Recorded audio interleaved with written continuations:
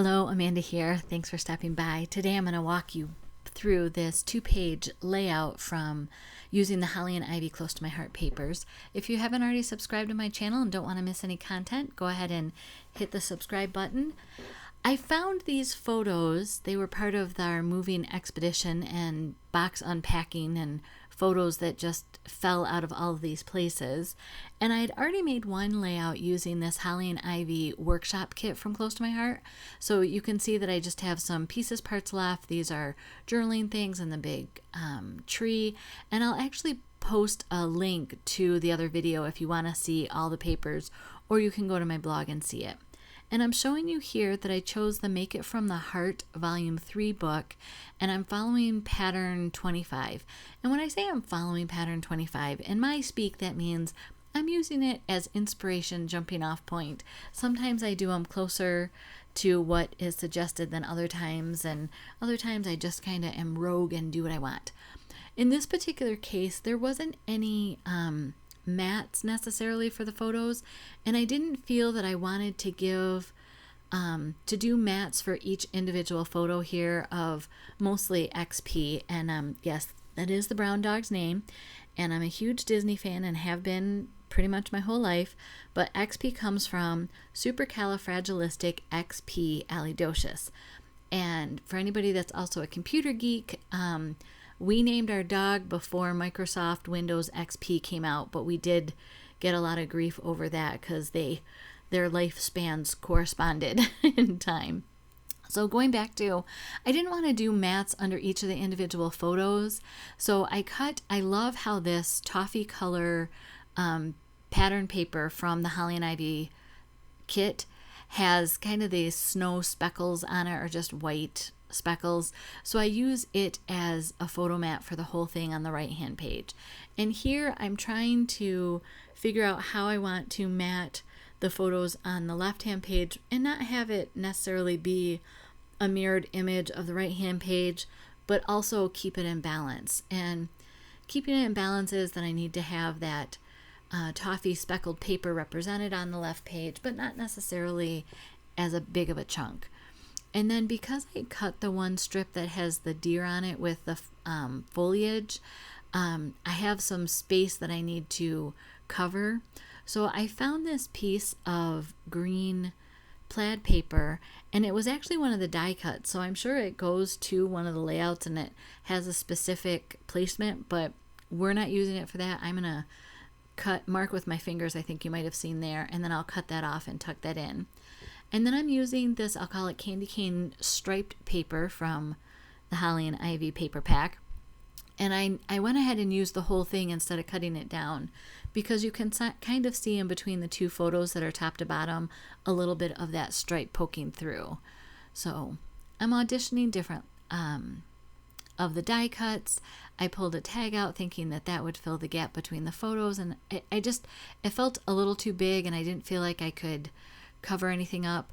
So I liked the way the tree looked, and I thought, all right, I saw Dawn Haight, I mispronounced that. She's another Maker with Heart gal, and she's a Close to My Heart maker.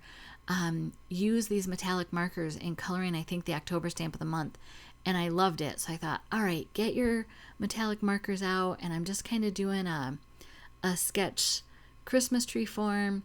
And you'll see that I really don't like what I did here. I'm kind of looking at it and I'm not happy with it, and so I'm trying to fill it in more. And I like this little one that the branches are closer together. This one I kind of like more, but I'm just not feeling the one that's in the upper left corner.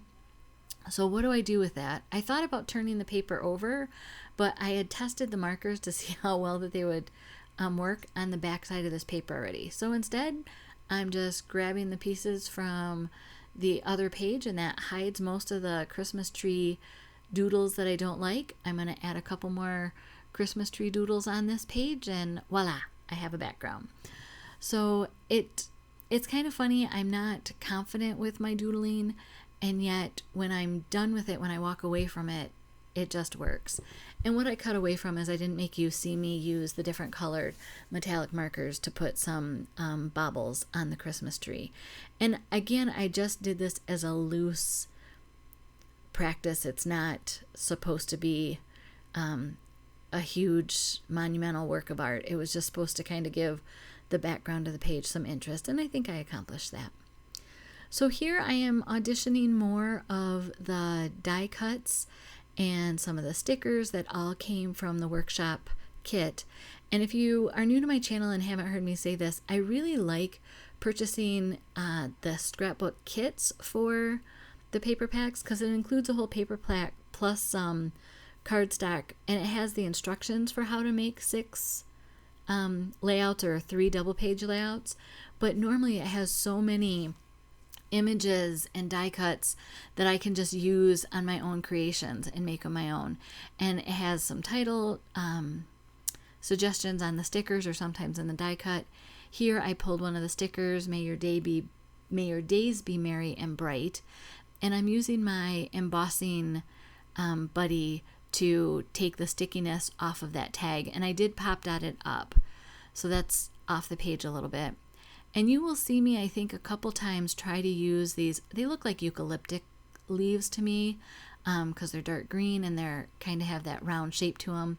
And I try them multiple times on the layout.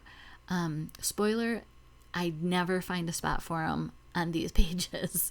So I decided I needed one more tree as a background on this page. I almost wish that I would have either made it more straight up and down or tilted it the other direction, because now all of my trees have the left leaning, but my husband said he never would have noticed it had I not pointed it out. So I probably shouldn't have said anything, but now I've said it, you won't be able to unsee it either. I'm just finishing up putting some baubles on that Christmas tree, and then I'm going to replace the photos and mats there on the left-hand page. I'm going to grab these holly leaves and kind of, again, I'm auditioning. I'm trying to find a place for the tag. I felt like it was covering up too much of that Christmas tree on the left-hand page. So I found this little journaling square that says love on the sticker sheet. And it's perfect because I don't think I need to say a lot about these photos of the dogs on Christmas. I have other layouts that kind of tell more of the story of our gifts. But this is just kind of focusing on the puppy dogs. So I found this sticker on, it says Merry and Bright, and I'm trying to kind of link the 2 photos on the left-hand page. Just it's one of those things that visually, by bridging those, it'll draw your eye from one and move it on to the right onto the other one, and it just keeps your eye moving on the layout. Adding some of the holly berries over top of that as well kind of just forms that connection between those 3 photos. And I'm trying to take a look and make sure that I have balance and movement to get your eye from one side to the other. I'm seeing at this point that the journaling block that's on the right-hand page has the word love on it in the glacier, so I need some glacier on the right-hand page, or on the left-hand page, excuse me. So I grabbed that heart, and then I also found these swirls or flourishes that were with the die cuts, and I really like them, and I'm trying to get them to fit on the page. I couldn't get it to work right. But in that process, I also found the craft paper of these star flowers, I'll call them, and I really like those. So again, you'll see that I'll put 1 in each cluster. I added a sticker that's also in that glacier color in the top right cluster on the left page that says love. So I just think it gives it that 3 triangle balance. And here I'm taking the gel pen and my T ruler, and I actually just do freehand stitch lines with the gel pen all the way around the outside of the layout, and then also on the black gray pattern paper I went and did all of the edges on that. My journaling just says that XP and Shadow loved attention, and any attention was good attention. So here's kind of a quick overview of the layouts. You can see the stitching on everything. Those Christmas trees with the metallic markers just work great. I hope you had enjoyed watching this. If you haven't subscribed and don't want to miss any videos, I do layouts on Tuesdays and some sort of fold card like on Fridays. Here's another video you may be interested in. Have a blessed day.